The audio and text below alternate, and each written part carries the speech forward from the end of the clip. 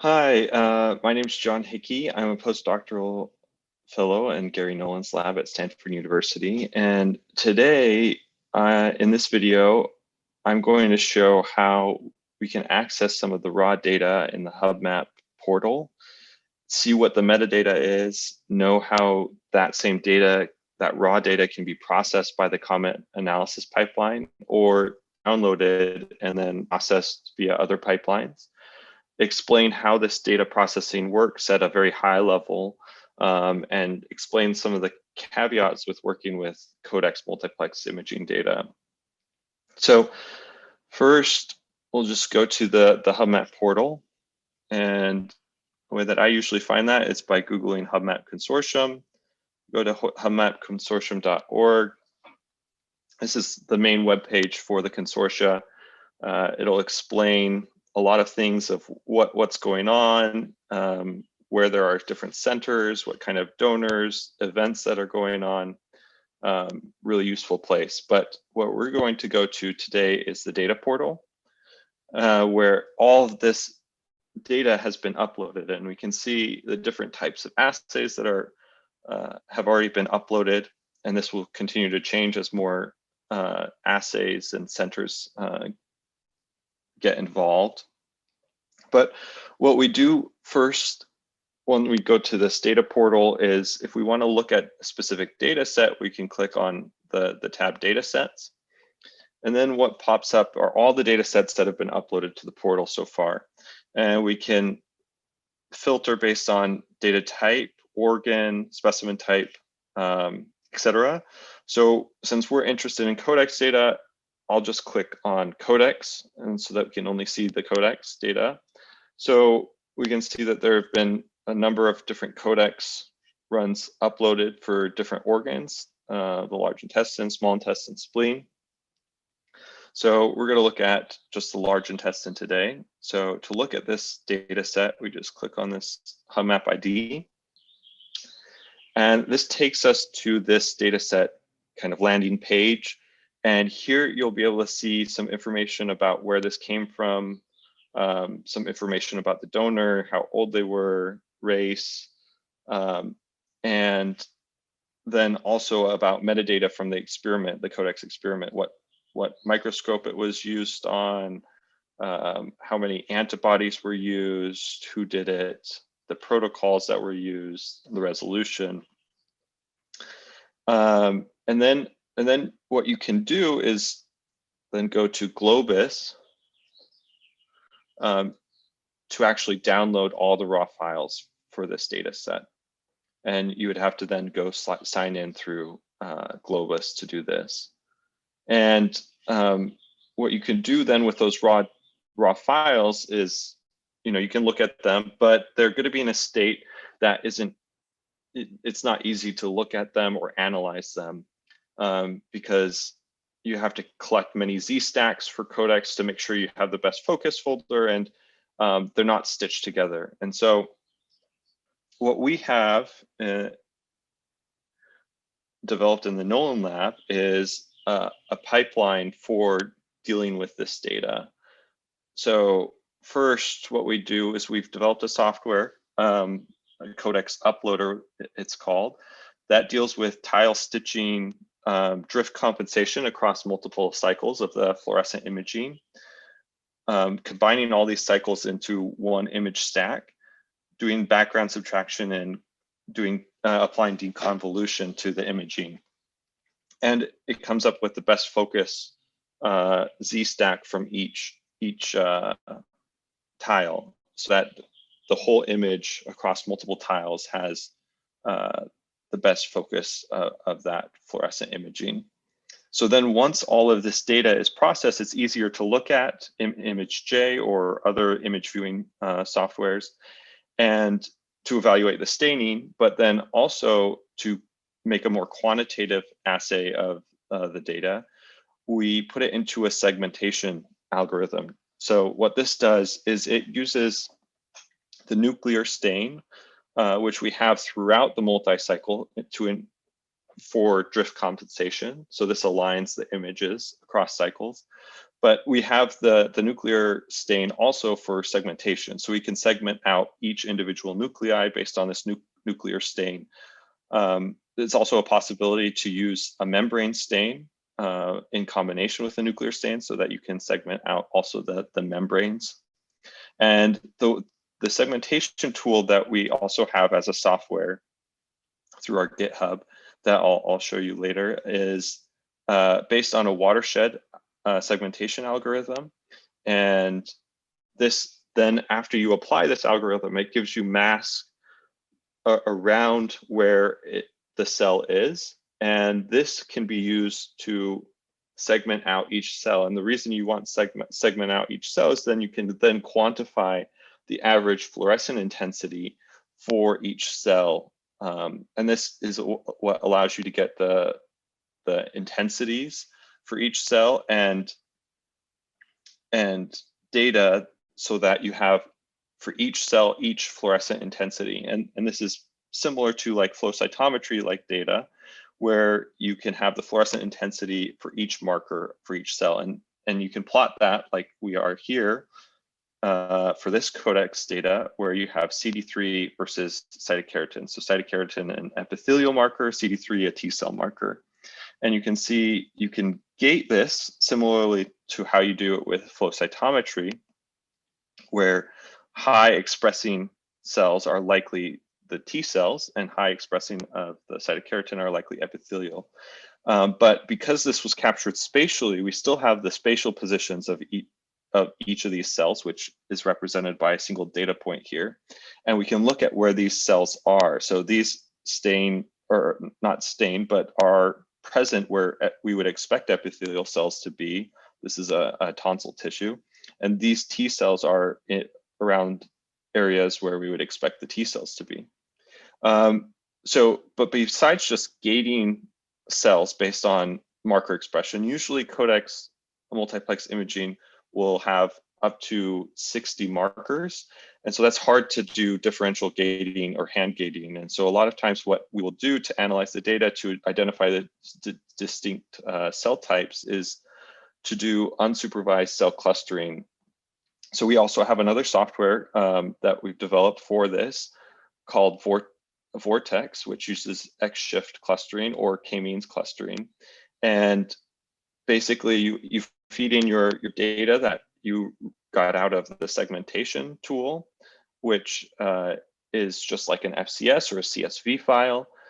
You set the parameters you want, whether there's normalization to the data or not. And this then does the unsupervised clustering and outputs a number of clusters. And then you would go and annotate based on the expression profile and location in the tissue what each cell type is.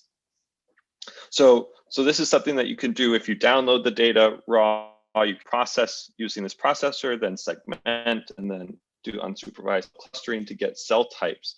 And then I can show you some data of how that could be useful. So this is data that we have from the data that we've actually uploaded already to HubMap. And what we're doing at Stanford is looking at the small intestine and colon. And so what we do is we take 4 different sections from different areas of the small intestine and 4 different areas of the colon. We put them on the same cover slip, and we run a 44 antibody panel on those tissues using the Codex imaging technology. And you can see the types of regions that we ran. These are H&E stains after the Codex imaging. This is an example image of Codex multiplex imaging at 2 different zoomed in views. And here there are only 5 of the 44 markers shown, but it illustrates how good of resolution and how many markers you can do and the types of cells, right? So CD3, you can see the red, and these are T cells, CD19, the B cells, vasculature, epithelial, extracellular matrix. So we can generate images like this after processing the data, but then we can go through and we can annotate these cell types. So for example, like this cluster, we are now looking at its expression profile, where CD31 is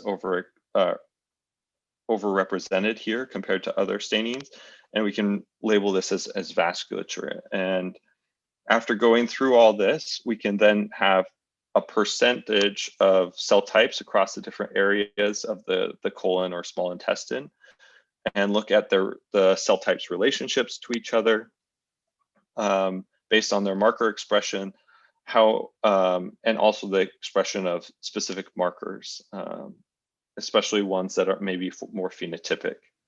So these are minimal spanning trees of these relationships, of these cell types that we've seen in our data.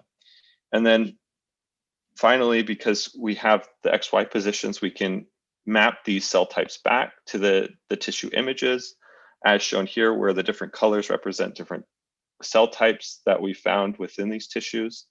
And further spatial biology-based statistics can be done, like neighborhood analysis at this point. So, but going back to, and I guess I should share that all these softwares are available on the Nolan Lab GitHub, and particularly the ones for processing codex data. Both the codex uploader and segmentation can be downloaded from our codex page. So going back to this data set, so this is the raw data that we just explained, but the cool thing that HubMap and the Hive at HubMap is doing is generating a common pipeline that can analyze all imaging data sets. And so we can look at derived data sets. And what that means is we have this raw data set, but it has been put through this common pipeline that uses Cytokit. And we can click on this now. And we can then go in to Cytokit and look at the outputs that it creates. So it follows kind of a similar general strategy as our own derived pipelines, where it'll process the images and then do cell segmentation and marker quantification. So I'll just toggle on a few things, and an unfortunate thing that it doesn't do quite yet, but I'm sure is in the works, is stitching of all the tiles. So we usually take 63 tiles, so a 7:9 region at 20x resolution for each of the sections. And so right now in the viewing window, you just see one of these 63 tiles of one section. So it's not entirely helpful to just look at this, but what you can see is that the segmentation's already been done, and the mask are these colored features that are overlaid, and we can change a lot of features to look at the different cells and cell types on this tissue. So we can change the cell segmentation tools so that we only have the outlines here instead of just the full mass of what's being quantified. We can toggle over and look at each individual cell and what label each of them is, depending on the type of clustering you can do here. So I'm just going to turn this off and just show also a feature of where you can look at the actual marker expression. So if we want to look at like cytokeratin, we can look at that stain and we can adjust it for the brightness and contrast here to view this within this specific tile. You could look at an ECM marker. So we scroll through all these markers to collagen 4. We can see where that is expressed. We can also look at immune markers like CD45.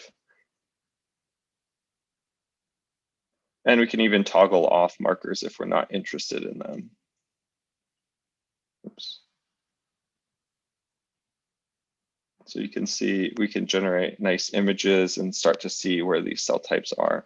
And then if we want to see where cells are overlapped, we can do that. And what has been done here is an automatic k-means clustering, and that is the results generated down here, where you have genes. In our case, they're not genes, they're proteins that are quantified by the antibody staining, and then the clusters that it identifies with the color corresponding to the colors here. So you can assume that this cluster is epithelial. You're seeing epithelial cells here, and they're all clustering in the same type, like since they have the same marker expression overlaid. So you can also download this data down here, and you can download that directly. You can see some of the outputs for each tile that it generates, some of the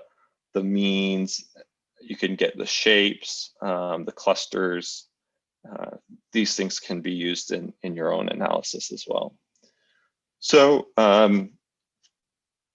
while this is a work in progress, it's already a good way to, if you don't want to process the data yourself but you want to look at some of this multiplex imaging data, you can come here and look at it processed through this common pipeline. So I'm just going to throw this up. We did a few of these simple things today in this video tutorial. I'm going to put these up here just at the very end. These are some helpful resources. So the portal website, our imaging software download from our GitHub, the manuscript that I walked through a couple of the figures, and my contact info. So thank you for joining me, and have a great day.